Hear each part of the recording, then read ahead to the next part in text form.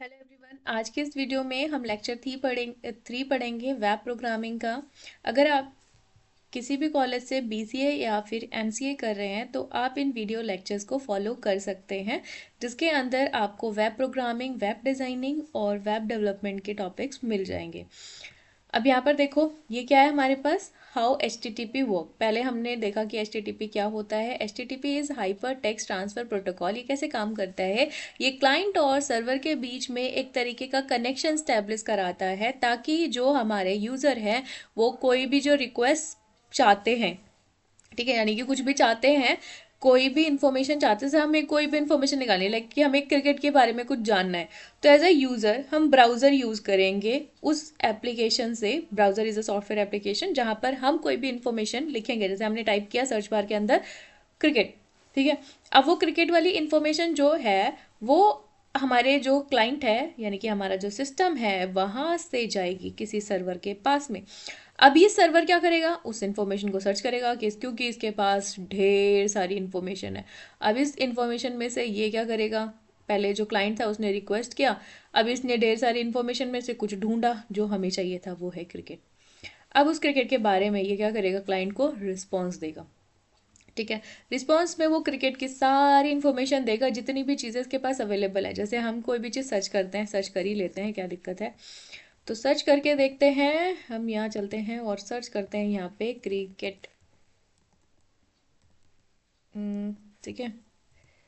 तो यहाँ देखो, क्रिकेट से रिलेटेड इसको जितनी इन्फॉर्मेशन मिली है ना, चाहे वो 4 पेज पे हो, 5 पेज पे हो, मतलब इसने मुझे सब कुछ ला के दे दिया। अब यहाँ पर देखो, नीचे अगर आप आओगे तो नीचे आपको पेजेस मिलेंगे। जितनी भी चीज़ें इसके पास थी इसने मुझे सब ला के दे दी कि आप इसमें से देख लो, जो चाहिए वो निकाल लो। भाई मेरे पास इतना टाइम नहीं है, ठीक है। तो अब हम भी क्या करते हैं, 3-4 पेजेस तक ढूंढते हैं और उसके बाद में वहाँ से चले जाते हैं। इन्फॉर्मेशन मिली और बैक चले आए। अब क्रिकेट के बारे में कुछ पढ़ना है तो आप पढ़ सकते हो। अब यहाँ पर है, what is an H T T P request. अब H T T P request क्या होती है, H T T P request is a simply termed as a information और data that is needed by the internet browser और loading a web side. This is simply known as HTTP request. There is some common information that is generally present in all HTTP requests. These are mentioned below. HTTP का version, URL क्या है, HTTP के method क्या है, HTTP की request header क्या है और HTTP का बॉडी क्या है। अब H T T P request जो होती है वो क्या होती है, H T T P request header generally store information in the form of key value and must be present in each HTTP request. The use of this request header is to be provide core information about the client information. client की सारी information वहाँ पर होती है, client कहाँ पर है, क्या चाहिए उसको, ये सब कुछ उसके पास में होता है। HTTP की body में क्या होता है, HTTP request body simply contain the information that has to be transferred.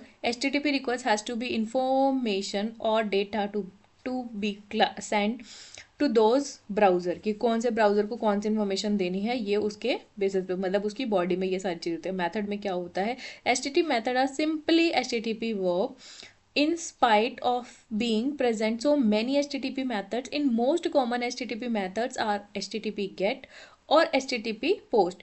These two are generally used in http cases, दो ये हैं, http post और get को हम use करते हैं। http get the information is received in the form of the website.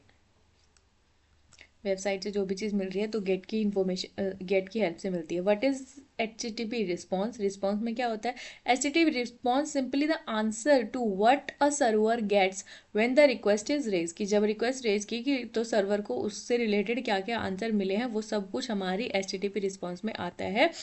There are various things contained in HTTP response. Some of them are listed below. एक तो HTTP का status code क्या होता है, HTTP का header क्या है और HTTP की बॉडी में क्या इन्फॉर्मेशन है।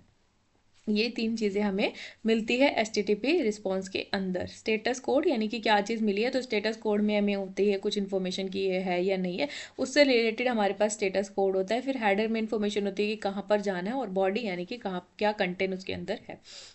What is the H T T P status code, H T T P जो स्टेटस कोड है, अब इसको डिटेल में समझ लेते क्या होता है। H T T P status code are the 3 digit code that tell the message और simply tell us about the HTTP request whether it has been completed or not, कि ये जो इन्फॉर्मेशन आपने ढूंढने की कोशिश की थी ये मिली भी है कि नहीं मिली. There are simply 5 type of status code. एक तो इन्फॉर्मेशन है कि भाई वो मिल गई, मतलब इन्फॉर्मेशन है कि क्या है, इन्फॉर्मेशन मिली है नहीं मिली है, उससे रिलेटेड इन्फॉर्मेशन लेकर आएगा. फिर अगर वो सक्सेसफुली मिल चुकी है तो उससे रिलेटेड इन्फॉर्मेशन देगा, अगर नहीं मिली है तो उससे रिलेटेड इन्फॉर्मेशन देगा, फिर वो कहीं और दूसरी जगह सर्च करने जाएगा. अगर क्लाइंट साइज पे एरर, जैसे कई बार हमारा इंटरनेट नहीं चलता है तो वो हमें एरर देता है कि अपना इंटरनेट चेक करो.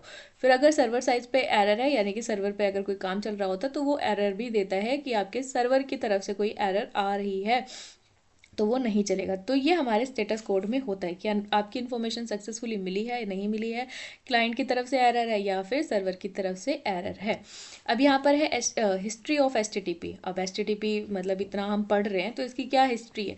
तो टिम बर्नर ली जो है, इन्होंने इन and his team at CERN get credit of inventing original HTTP and associated technologies. मतलब इससे HTTP से रिलेटेड जो भी टेक्नोलॉजी हैं उन सब के बारे में जो कुछ भी बनाया है, इन्वेंट किया है, तो उनका सारा जो भी मतलब अच्छी लाइक उनका जो इन्वेंटर है उसको हम बोल सकते हैं टिम बर्नर ली. और उनके जो टीम थे CERN के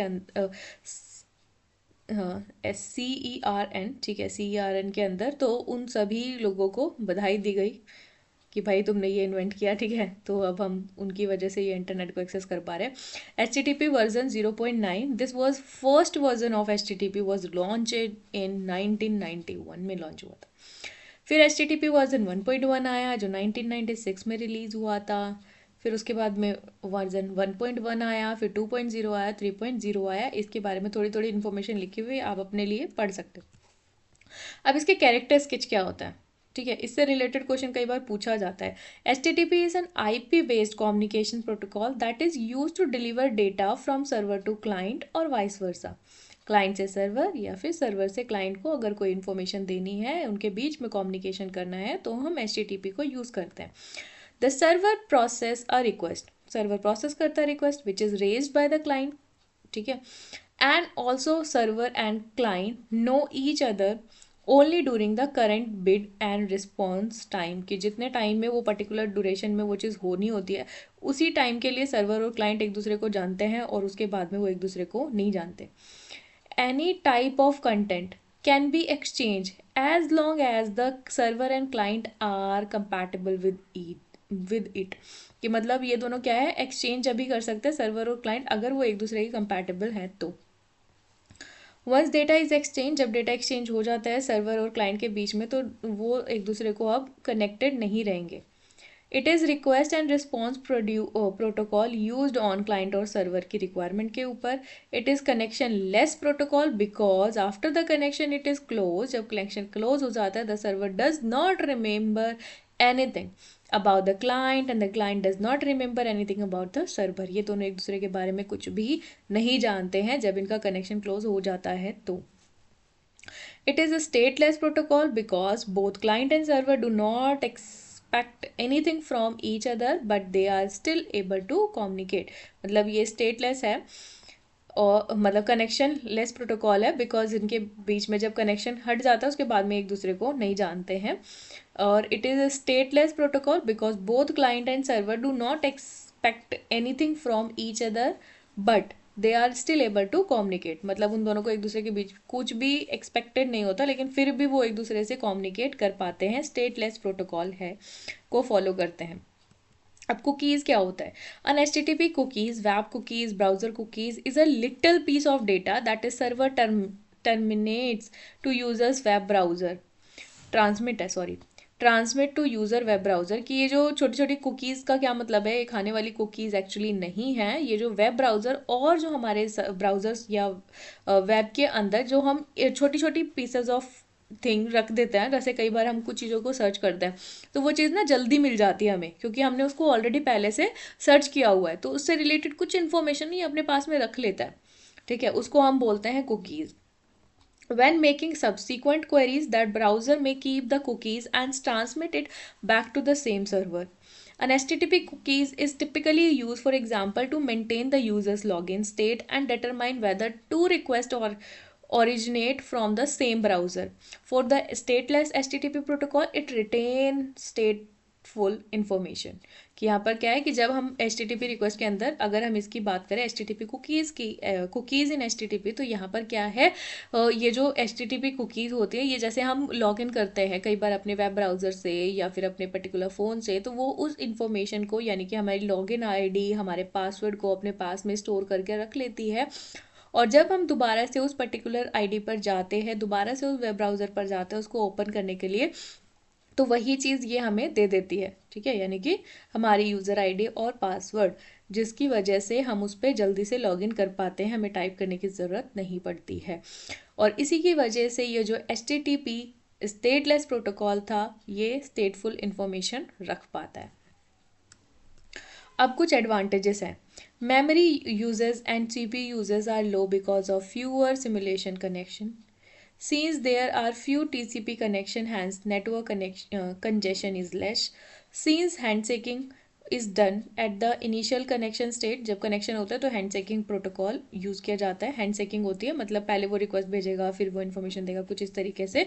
then latency is reduce because there is no further needs for handshaking for sequent request. उसके बाद में अगर कोई भी इंफॉर्मेशन सर्च करनी है तो हमें हैंड चेकिंग की ज़रूरत नहीं पड़ती.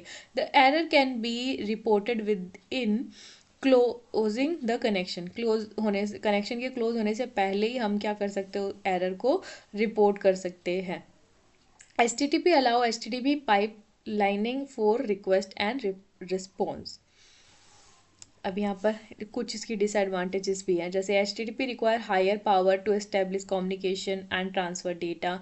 HTTP is less secure because it does not use any encryption methods like HTTPS and uses TLC to encrypt regular HTTP request and response. HTTP is not optimized for cellular phone and it is too gubby. HTTP does not offer a genuine exchange for